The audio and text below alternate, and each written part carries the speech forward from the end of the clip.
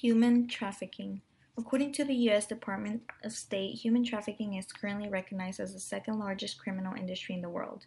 In the Trafficking in Persons report, it is stated that 600,000 to 800,000 people are trafficked across international borders each year, and 80,000 of that estimation is believed to be trafficked women and girls, and half of that percentage involves minors.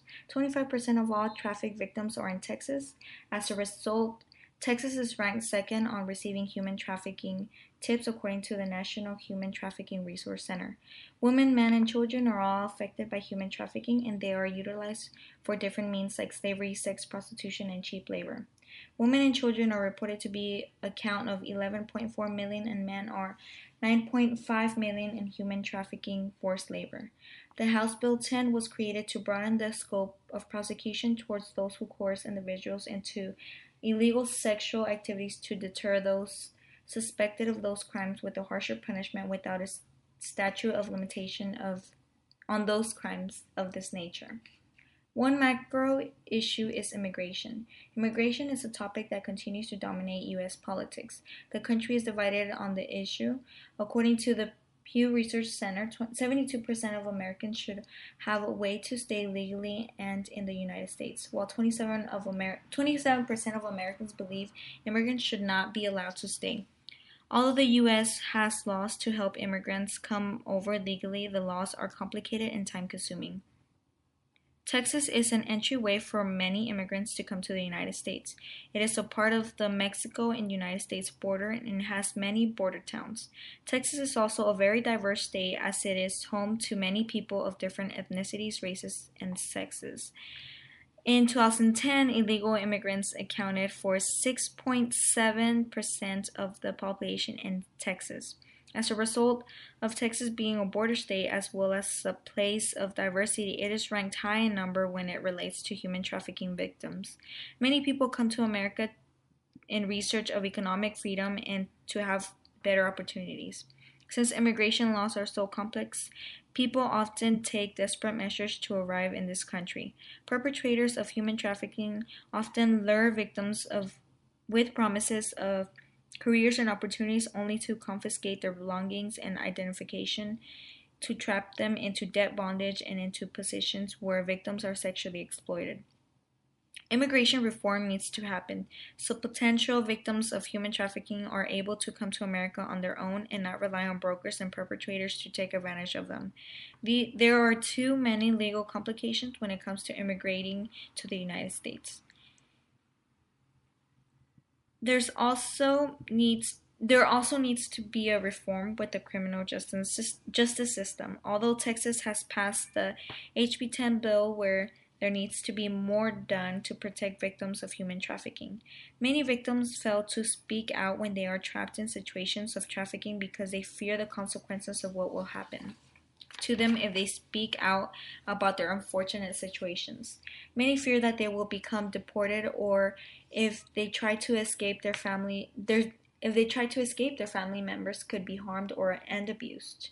As of now, under HB 10, victims can apply to be compensated as long as if they can prove that they were unwilling participants and had no prior knowledge of the force, fraud, or coercion of the human trafficking. Two new state laws championed by Representative Munoz among key measures designed to protect victims of sexual assault, human trafficking, and sex slavery in 2016. The protection phase of HB 10 needs to be strengthened to protect victims of human trafficking because proof of force or coercion usually comes through the testimony of the trafficked minor, and minors usually do not voluntarily testify against their offenders. This proof is generally hard to come by. Many victims do not want to testify against their captors because of the shame, stigma, and fear of being labeled a victim. Having to testify can also make the victim feel as if they are on trial and as if they have done something wrong. Also, I believe that there needs to be more than compensation provided to victims. The HB 10 bill should also provide aftercare services, housing, and counseling for victims. Victims of human trafficking need services and agencies to help them rebuild their lives. One macro change strategy can be utilized is by creating red flags of human trafficking training, and also known as awareness training. This training can be created and implemented by social workers on a community level. Since Houston is the hub of human trafficking activity, the community would benefit greatly from this type of awareness training. The training would involve business owners as well as several other types of community members and leaders, and would shed light on what red flags and warning signs to look at for if there's any suspicion of human trafficking taking place. If businesses, law enforcement, and other community members were to be trained to look for signs of human trafficking, that is when real progress can be made in this issue. A second macro change strategy is by creating a grassroots group that is anti human trafficking.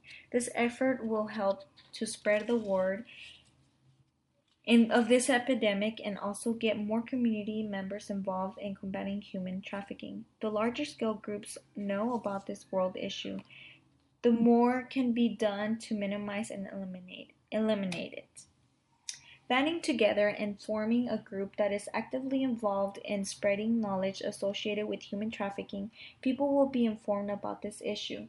A third macro change strategy is eliminating the causes for victims to be influenced into human trafficking. For instance, most victims of human trafficking tend to be poor and lack the privilege of an education. So if citizens advocate for legislation to create jobs, programs, and affordable education, the victims of human trafficking will have the opportunity to have high earnings, be less likely to be coerced, and those who are more likely to be victims of human trafficking or prostitution would less likely be influenced into these activities.